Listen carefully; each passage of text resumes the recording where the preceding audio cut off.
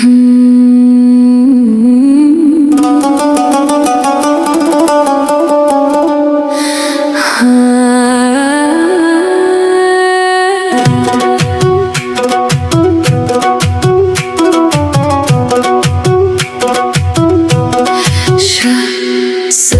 تو میپیچه هنوز، باد میاره نامت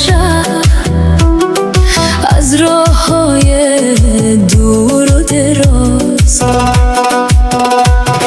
چشمایم به راهت مانده، مثل شمی که بی فروغ است. بی تو این دنیای سردم مثل یک قصه دروغ است. بیا ای جان من، دلتنگ از فراقت، بی که دنیا روشن شوه با خنده های پاکت.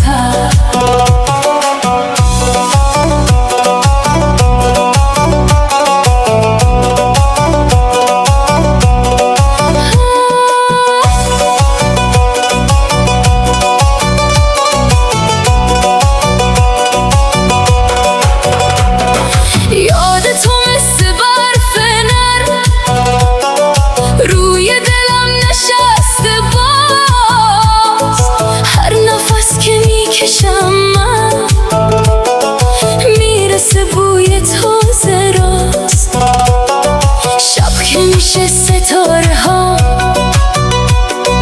به ساد ره میخوانه باز. نام تو در دل من مانده تا روز دراز. کوچه های خالی شهر، بی صدای قدم های تو، هر طرف که نظر کنم میبینم فقط جای تو.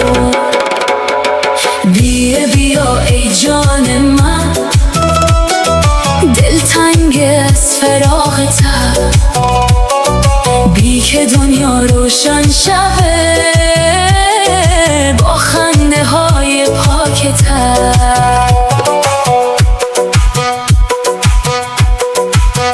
اگر نیای یک روزی دلم سنگ میشه آخر، بی تو این کوه و دشت هم رنگ غم میگیره سر. بیا ای جان من، دلتنگ از فراقت،